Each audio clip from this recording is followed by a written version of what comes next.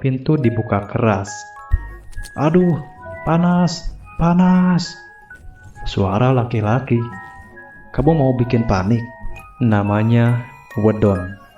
Nama itu jangan disebut.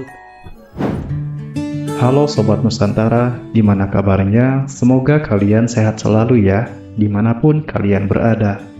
Balik lagi bareng aku di sisi gelap Nusantara, tempat dimana kita bakal bacakan cerita-cerita mistis, misteri, dan pengalaman horor mengenai urban legend dan mitos di Nusantara. Yang siapa tahu aja, bisa terjadi juga di sekitar kalian.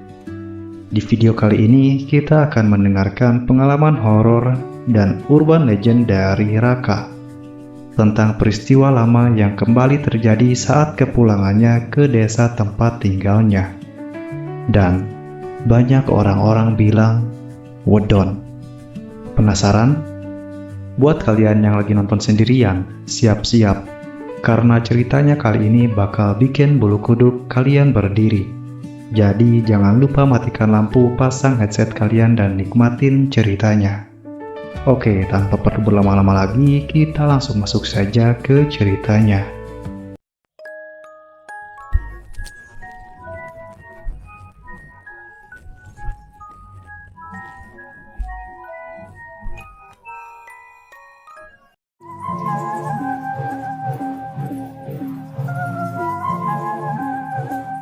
Aku masuk desa pagi hari. Matahari sudah naik, tapi udara masih dingin. Jalan aspal berubah jadi tanah.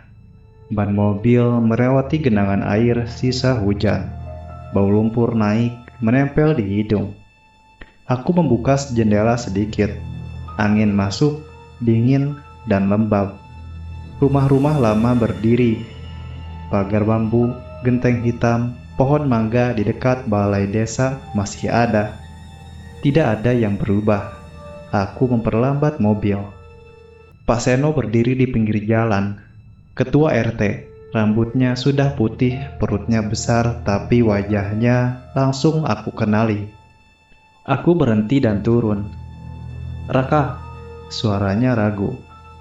"Iya Pak." Kami berjabat tangan. Tangannya kering, genggamannya sebentar saja. "Lama gak kelihatan," katanya. "Iya, baru pulang." Dia mengangguk, diam, seperti menunggu aku bicara lagi. Tapi aku tidak tahu harus bilang apa. "Kamu langsung ke rumah ibu?" tanyanya. "Iya, ibumu sering nanyain." Dia berhenti sebentar. "Sekarang kondisinya lemah." Aku mengangguk. Aku menoleh ke kanan dan kiri. Jalanan sepi. Tidak ada anak-anak. Tidak ada orang duduk di teras. "Desa aman kan, Pak?" tanyaku. Pak Seno menatapku. Wajahnya tetap tersenyum, tapi matanya tidak.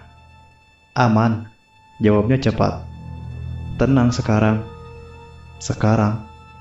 Aku mengangguk. Masuk ke mobil. Pintu kututup. Suaranya terdengar keras. Aku melaju pelan.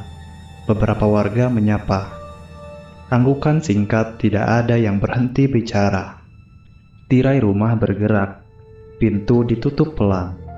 Di kaca spion, Pak Seno masih berdiri di tempat yang sama. Menatap. Dadaku terasa tidak enak, seperti ada yang menekan dari dalam. Ini kampung halamanku. Aku tahu jalan ini. Tapi pagi itu, aku merasa seperti orang yang tidak seharusnya kembali. Aku memarkirkan mobil di depan rumah. Rumah itu terlihat lebih kecil dari ingatanku. Catnya pudar, pintu kayu sedikit melengkung di bagian bawah. Aku membuka pintu. Bau obat langsung terasa, campur dengan bau kayu tua. Sunyi, tidak ada suara radio, tidak ada televisi. "Ibu," panggilku. "Aku di sini," jawabnya pelan dari dalam. Aku masuk ke kamar. Ibu berbaring di ranjang. Tubuhnya kurus, wajahnya pucat, matanya terbuka saat melihatku. "Kamu pulang?" katanya. Iya, aku duduk di kursi dekat ranjang, mengambil tangannya, hangat tapi lemah. Kamu kelihatan capek, katanya. Ibu juga. Dia tersenyum tipis, lalu batuk. Aku mengambilkan air. Dia minum sedikit, lalu berhenti.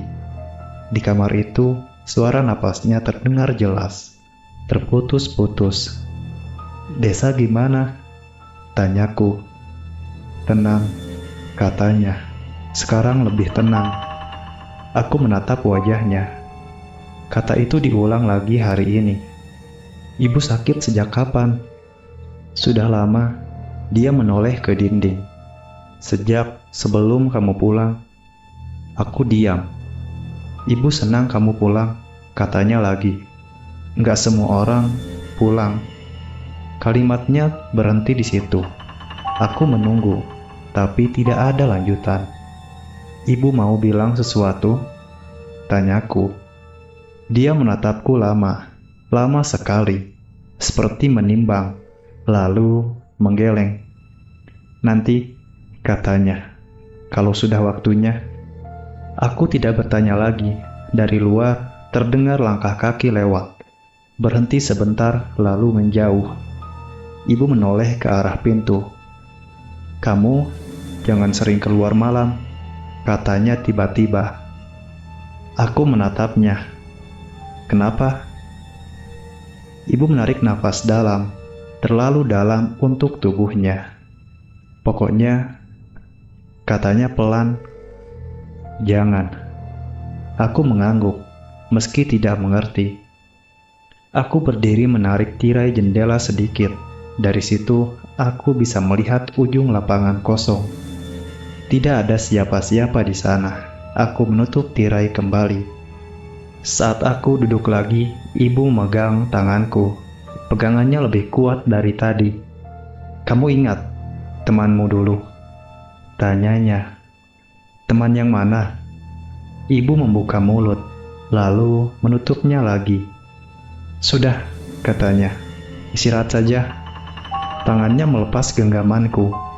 Aku duduk diam di kamar itu, dengan pertanyaan yang tidak jadi keluar, dan perasaan bahwa rumah ini menyimpan sesuatu yang sengaja disembunyikan.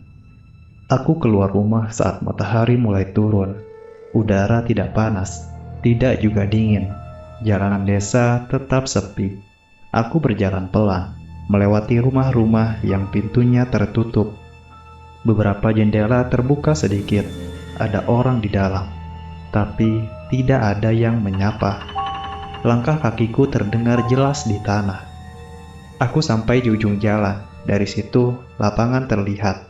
Luas, tanahnya rata. Rumputnya pendek, tidak ada pohon besar, tidak ada bangunan, hanya tanah kosong di tengah desa. Tidak ada anak-anak. Dulu, lapangan ini selalu ramai. Bola plastik, teriakan, debu beterbangan. Sekarang, tidak ada apa-apa. Aku melangkah mendekat. Semakin dekat, semakin sunyi. Suara serangga tidak terdengar. Angin berhenti. Aku berdiri di pinggir lapangan, tidak masuk ke tengah. Entah kenapa, kakiku menolak. Tanah di sana terlihat lebih gelap, seperti sering diinjak, tapi tidak ada jejak baru. Aku melihat sekeliling. Ada rumah di kejauhan, tirainya tertutup rapat. Tidak ada yang menghadap ke lapang. Aku memanggil satu nama, pelan, tanpa sadar. Tidak ada jawaban. Seorang warga lewat di belakangku. Aku menoleh. Pak, panggilku. Kenapa lapangan ini kosong? Dia berhenti. Tidak menoleh. Sudah lama, katanya singkat. Kenapa? Dia menoleh sebentar. Wajahnya tegang. Jangan lama-lama di situ, katanya. Nggak baik. Kenapa nggak baik? Dia tidak menjawab, langsung berjalan pergi. Aku kembali menatap lapangan. Perutku terasa tidak enak, seperti ada yang mengawasi dari tempat yang tidak terlihat. Aku melangkah mundur, menjauh. Saat aku berbalik, aku merasa tanah di belakangku seperti bergerak sedikit. Aku berhenti, menoleh lagi. Tidak ada apa-apa, hanya lapangan kosong. Diam, menunggu. Aku pulang dengan langkah cepat, tidak menoleh lagi. Dan sore itu, aku tahu satu hal. Lapangan ini bukan sekedar kosong. Ia dijauhi dengan sengaja. Malam datang pelan. Desa tetap sunyi. Lampu-lampu rumah menyala satu persatu. Redup. Aku duduk di ruang depan rumah ibu. Tidak menyalakan televisi. Hanya mendengar suara napas ibu dari kamar.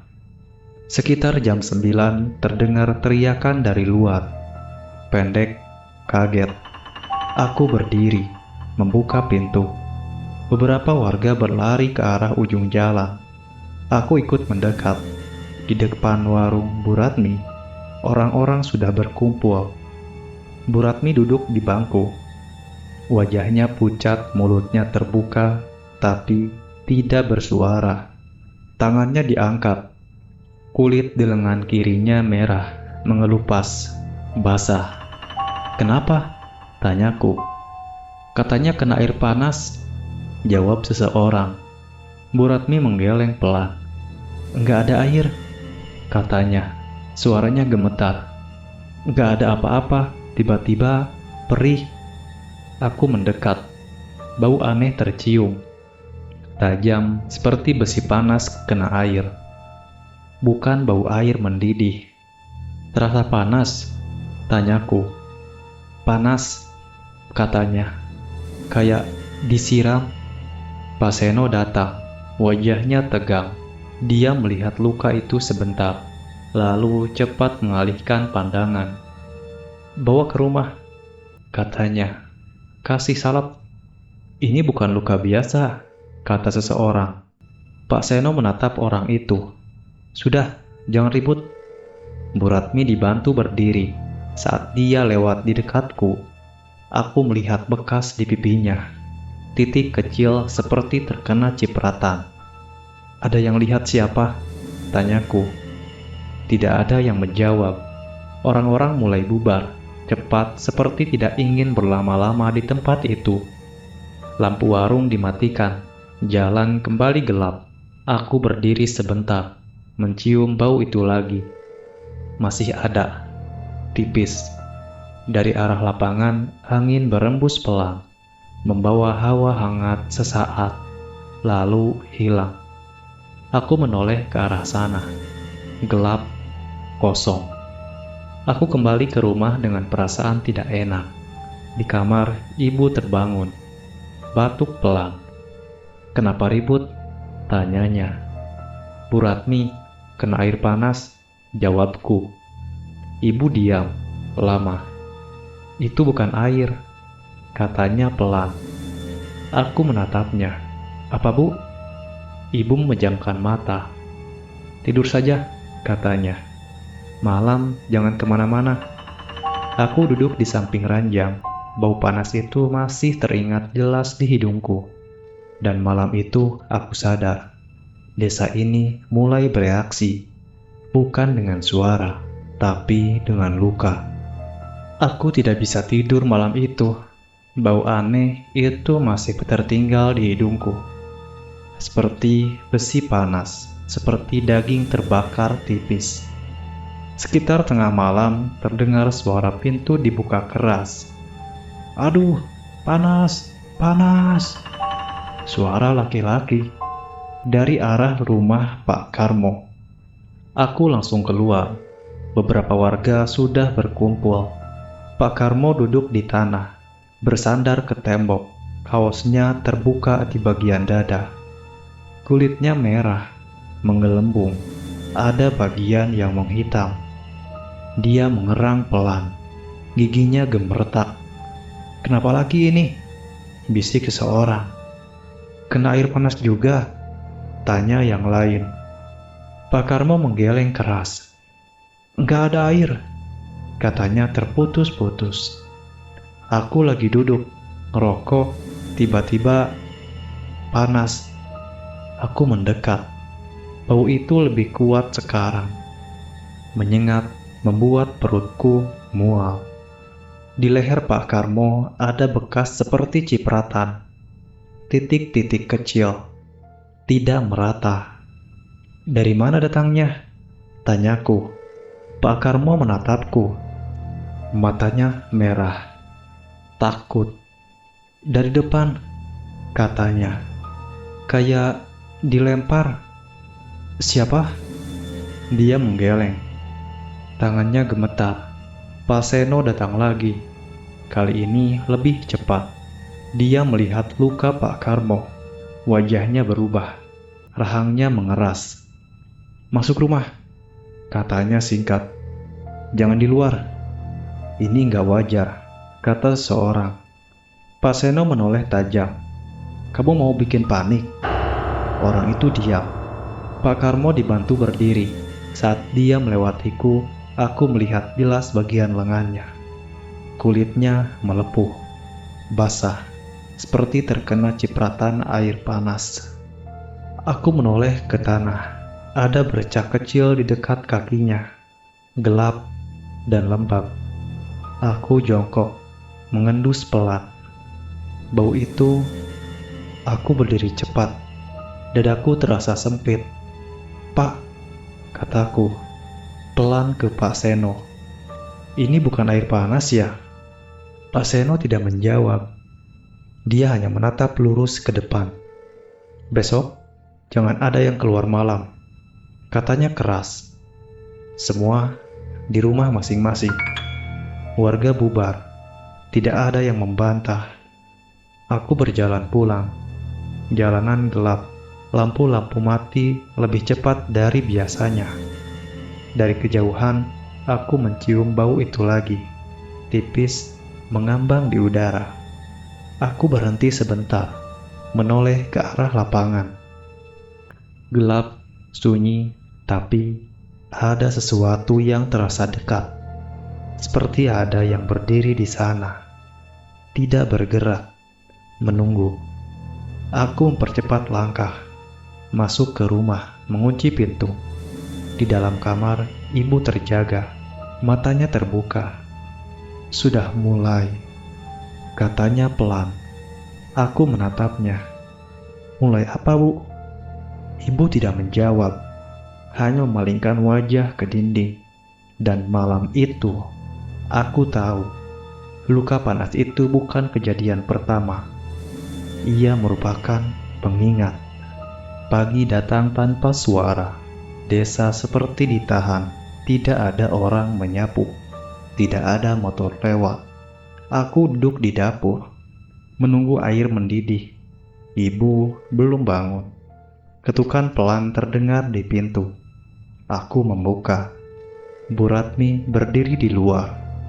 Lengan kirinya dibalut kain. Wajahnya pucat. Matanya tidak mau menatapku. Aku mau tanya, katanya. Kamu masih ingat cerita lama? Cerita apa? Dia melirik ke kanan dan kiri. Jalanan kosong. Anak itu, katanya pelan. Yang dulu, aku mengernyit. Anak siapa? Bu Ratmi menarik napas. Lama, terlalu lama. Wedon, katanya akhirnya. Nama itu jatuh begitu saja. Pendek, berat. Aku merasa tengkukku dingin. Wedon yang mana? Tanyaku. Meski dadaku sudah tidak enak, Bu Ratmi menelan ludah. Yang dulu suka main sendirian, yang dibilang pembawa sial. Aku terdiam. Potongan ingatan muncul. Anak kurus, pakaian lusuh, duduk di pinggir lapangan. Kok ngomongin itu lagi? Tanyaku. Bu Ratmi mengangkat lengan yang terluka sedikit. Kalau bukan dia, terus siapa? Aku tidak menjawab. Pak Karmo muncul dari rumahnya. Tangannya dibalut, jalannya pincang. Dia berhenti saat melihat kami. Jangan disebut, katanya cepat. Nama itu jangan disebut. Kenapa? Tanyaku. Pak Karmo menatapku. Matanya merah, ada takut di sana. Karena dia dengar, katanya. Aku ingin tertawa tapi tidak keluar. Dia mati, kataku. Pak Karmo mendekat satu langkah. Suaranya turun. Dia dibunuh. Kalimat itu membuat Bu Ratmi mundur. Sudah, katanya gemetar. Jangan diomongin. Kenapa baru sekarang? Tanyaku. Kenapa dulu diam? Tidak ada yang menjawab. Pak Karmo mengalihkan pandangan. Waktu itu, semua sepakat. Sepakat apa? Kalau dia sumber masalah. Aku merasa perutku mual. Dari arah lapangan, angin berembus, membawa bau yang sama. Panas, tipis. Bu Ratmi menutup hidung. Itu baunya, katanya. Aku masih ingat. Pak Karmo menatap ke arah lapangan. Wajahnya tegang. Dia nggak lompat, katanya pelan. Dia datang dekat, meludah. Aku membeku. Ludahnya panas, lanjutnya. Kena kulit, langsung melepuh. Aku menelan ludah. Dulu dia juga meludah, kata Bu Ratmi. Waktu masih hidup. Kami terdiam. Tidak ada yang berani menoleh ke lapangan. Tapi aku tahu, kami semua memikirkan tempat yang sama. Nama itu sudah disebut, dan setelah disebut, tidak ada lagi yang bisa pura-pura lupa. Setelah Bu Ratmi dan Pak Karmo pergi, aku duduk lama di dapur. Kompor mati, air tidak jadi direbus. Kepalaku penuh. Pembicaraan siang tadi soal Wedon. Nama itu tidak asing, tapi selama ini seperti ditutup sesuatu. Sekarang penutup itu terlepas. Aku ingat dia, anak kurus, lebih tinggi dari anak seusianya. Rambutnya selalu berantakan, bajunya sering sama, meski hari sudah berganti. Dia jarang berbicara. Kalau bicara, suaranya kecil. Wedon tidak punya teman tetap. Kalau kami main bola di lapangan, dia berdiri di pinggir. Kadang ikut, kadang hanya menonton. Kalau bola mengenai kakinya, dia tidak marah. Tidak tertawa juga, hanya menendang pelan, lalu kembali ke pinggir. Orang-orang mulai memperhatikannya saat panen gagal. Sejak anak itu ada, sawah rusak, kata seseorang dulu. Lalu ada ayam mati, orang sakit, barang hilang. Namanya disebut lagi, Wedon. Aku ingat satu sore, dia duduk sendirian di lapang. Aku lewat dan dia menatapku. Kamu gak main? Tanyaku waktu itu. Dia menggeleng, matanya turun ke tanah. Aku ingin bilang sesuatu tapi teman-temanku memanggil.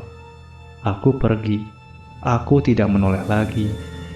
Ingatan itu terasa berat sekarang, seperti baru terjadi kemarin. Aku berdiri dan berjalan ke jendela. Lapangan terlihat dari kejauhan. Siang hari, terang tapi tetap kosong. Tidak ada anak, tidak ada bola, tidak ada suara. Aku teringat satu hal lagi. Wedon pernah meludah, bukan ke orang, tapi ke tanah. Saat dia dimarahi, ludahnya jatuh dan mengenai kaki seorang ibu. Ibu itu berteriak, katanya panas. Saat itu orang-orang tertawa, menganggapnya berlebihan. Aku menutup mata. Jadi ini bukan baru sekarang, gumamku. Dari luar terdengar suara langkah. Aku membuka pintu. Pak Seno berdiri di depan, wajahnya tegang, tidak tersenyum. "Kamu jangan dengarkan cerita lama," katanya langsung. "Itu cuma bikin ribut." "Apa yang sebenarnya terjadi, Pak?" tanyaku. Pak Seno menatapku lama, lalu berkata pelan, tapi tegas, "Wedon sudah selesai." Dia berbalik dan pergi. Aku berdiri di ambang pintu. Dadaku terasa sesak. Kalau Wedon sudah selesai, kenapa lukanya baru muncul sekarang? Dan kenapa baunya terasa semakin dekat? Aku menemui Mbah Karti sore itu. Rumahnya di ujung desa, dekat kebun, jauh dari lapangan. Orang-orang jarang ke sana. Dia duduk di kursi kayu, punggungnya bungkuk, matanya masih tajam. "Kamu mau tanya soal Wedon?" katanya sebelum aku bicara. Aku terdiam. "Iya, Mbah." Dia tersenyum tipis, bukan senyum senang. "Sudah lama gak ada yang berani nyebut namanya," katanya. "Sekarang muncul lagi ya." Aku duduk di depannya. Angin sore lewat pelan. "Wedon itu anak aneh," kata Mbah Karti. "Bukan karena dia jahat, tapi karena orang-orang gak mau dekat." "Kenapa?" tanyaku. "Orang tuanya meninggal," katanya.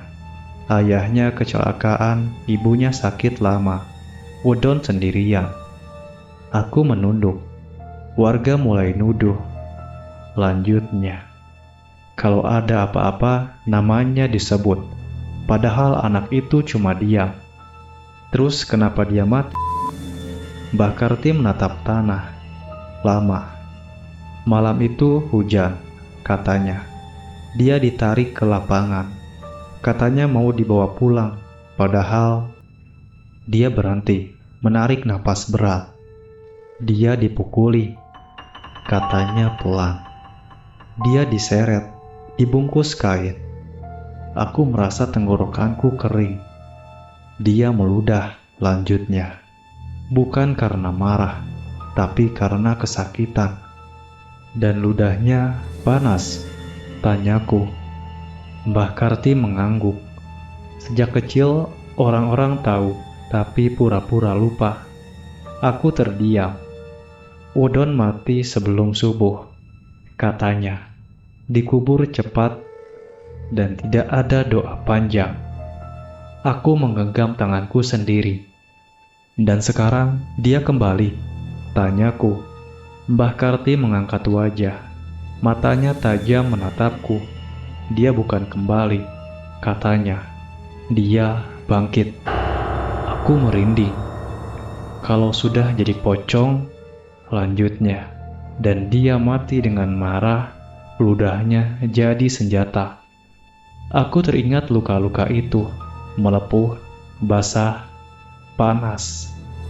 "Dia cari orang-orang yang dulu ada di sana," kata Mbah Karti. "Yang sepakat." Aku berdiri perlahan. "Pak Seno?" tanyaku. Mbah Karti tidak menjawab, tapi matanya sudah cukup menjawab pertanyaanku. Aku pamit. Jalan pulang terasa lebih panjang. Saat matahari tenggelam, bau panas itu kembali tercium, lebih kuat, seperti menempel di udara. Dan saat malam turun, aku sadar, Wedon tidak sekedar mengingat, tapi dia juga menandai. Malam turun tanpa suara. Rumah-rumah mematikan lampu lebih cepat. Jalanan kosong. Tidak ada orang berjaga.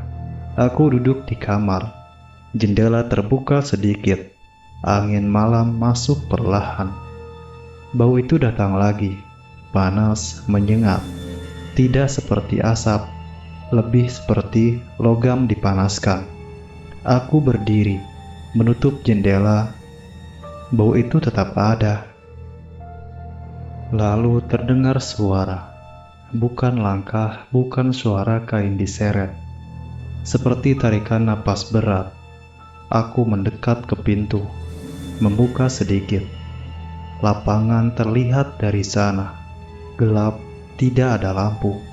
Tapi ada sesuatu berdiri di tengahnya.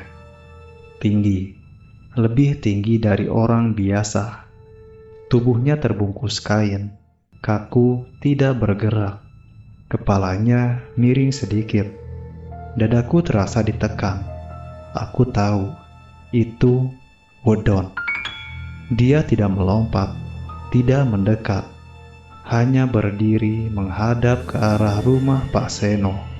Lalu kepalanya bergerak, perlahan, sangat perlahan, menghadap ke arahku. Aku mundur satu langkah. Kakiku gemetar. Mulut kain itu bergerak, terbuka sedikit. Suara napas berat terdengar lagi. Lalu, plak! Sesuatu melayang cepat, mengenai dinding rumahku.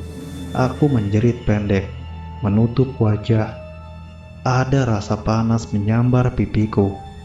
Perih membakar. Aku jatuh terduduk. Tangan gemetar menyentuh kulit. Basah, panas. Aku menatap dinding. Ada bercak kecil menghitam, berasap tipis. Ludah. Aku menoleh kembali ke lapangan. Kosong, tidak ada apa-apa. Tidak ada sosok tinggi. Tidak ada kain putih. Hanya bau itu. Masih menggantung di udara. Ibu berlari keluar kamar, wajahnya pucat. Kena? Tanyanya cepat. Aku mengangguk, tidak bisa bicara. Ibu menarikku masuk, menutup pintu, mengunci. Tangannya gemetar. Dia sudah mulai, katanya pelan. Apa yang dia mau, Bu? Tanyaku. Suaraku pecah. Ibu menatap mataku. Dia mau orang-orang yang membunuhnya, katanya. Satu persatu. Aku menelan ludah, dan kalau mereka bersembunyi, lanjut ibu. Yang lain bisa kena. Aku menatap bercak di dinding. Masih hitam, masih panas. Dan malam itu aku tahu, Wodon tidak sekedar menampakkan diri, tetapi dia juga menyerang. Selesai. Terima kasih banget buat kalian yang udah nonton sampai akhir. Buat kalian yang suka dengan cerita-cerita horor, urban legend, dan mitos kayak gini, jangan lupa untuk subscribe di channel ini, biar kita bisa terus sama-sama berbagi kisah mistis setiap minggunya. Jangan lupa buat like videonya, tulis komentar tentang pendapat kalian, dan share ke teman-teman kalian, biar mereka juga bisa ngerasain ketegangan yang sama. Dan yang paling penting, aktifkan juga lonceng notifikasinya supaya kalian gak ketinggalan cerita-cerita horor terbaru dari aku. Oke teman-teman, sampai jumpa di cerita horor berikutnya. Di mana cahaya padam, disitulah kisah dimulai.